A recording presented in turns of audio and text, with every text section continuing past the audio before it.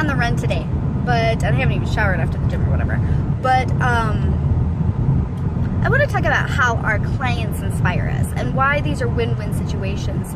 When you're becoming a life coach and you're walking into this space, why it's so important to be able to do this work with people, because life, it really is a roller coaster. You're always growing, you're always shifting, you're always moving. Sometimes we have downs, sometimes we have ups.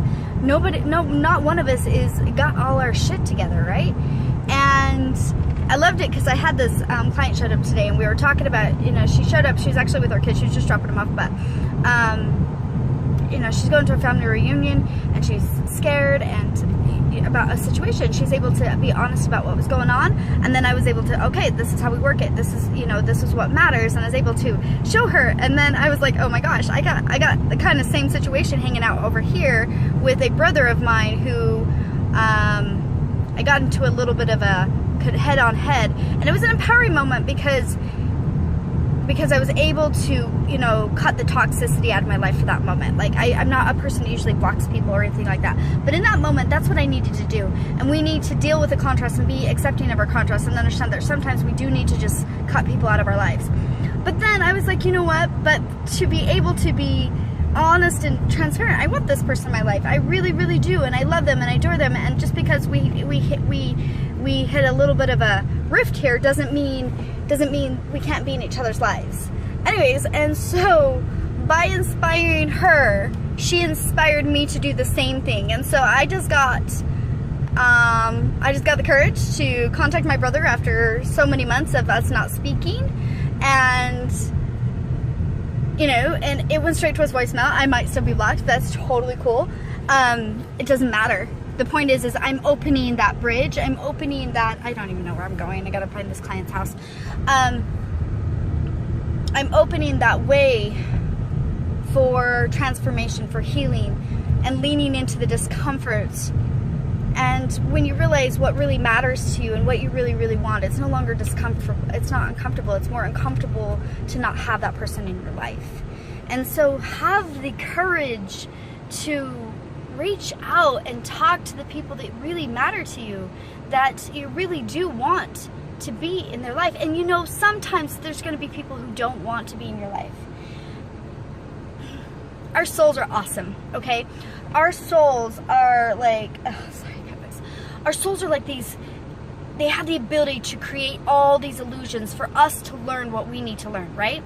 And our illusion may not be somebody else's same illusion. They may see you completely different than you see them because they're in their own mess, they're in their own shit, they project out their own crap, right? So you could be the sweetest person in the freaking world, but if somebody's got some self-hatred stuff going on inside of them, they're gonna hate you, okay? And they're not gonna always want to own their shit.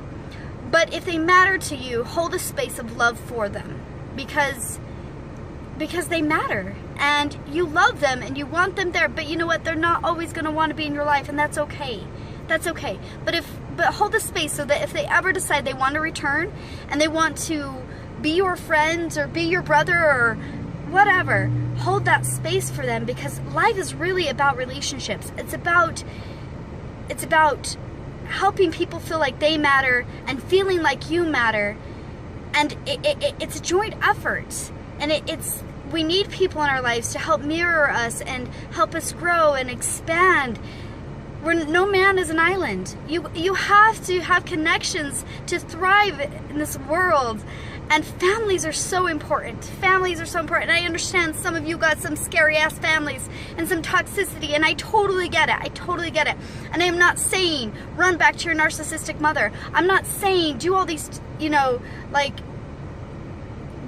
go into a place where it's not safe. I'm not saying that at all. What I'm saying is heal your shit. Heal your shit. Come in.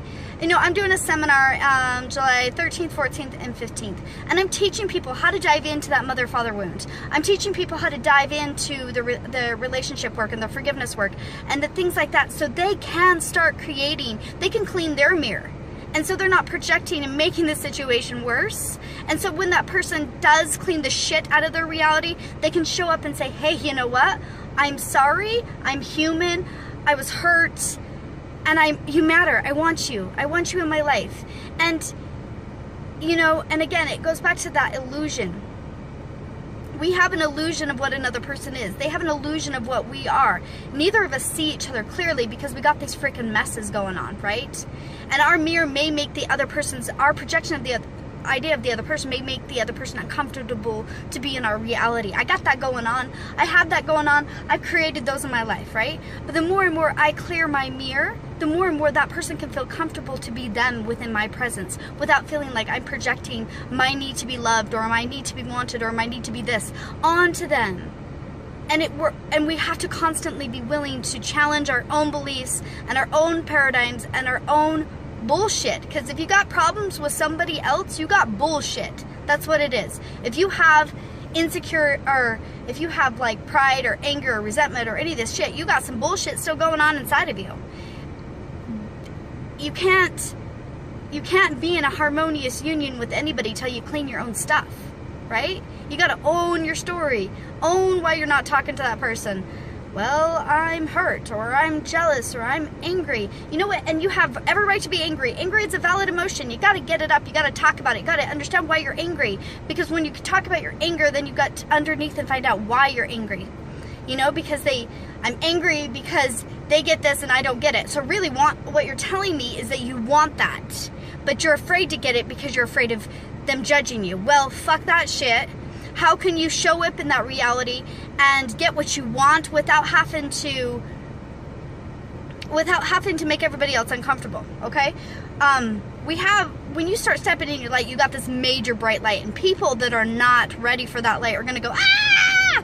And they're going to scream every time you bring it to them because they feel challenged, they feel threatened, right? So why can't you walk in there and just be a human, be a connection for them, be love, support them, instead of taking what they think personally, because you know what? They're in their own shit. They can't see you. They don't know you. They don't know the real you. They have this idea of you, and it's fucking bullshit, right? Their idea of you is not really who you are. Their idea of you is their own projections of what you should be. And they're terrified, they're scared because they haven't owned their own reality. And it has nothing to do with you. It has nothing to do with you. And if they matter to you,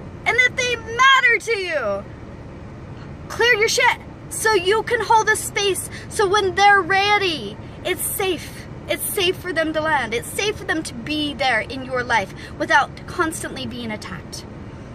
Anyways, thanks for being you guys. You're freaking awesome. Thanks for supporting me. Thanks for rising.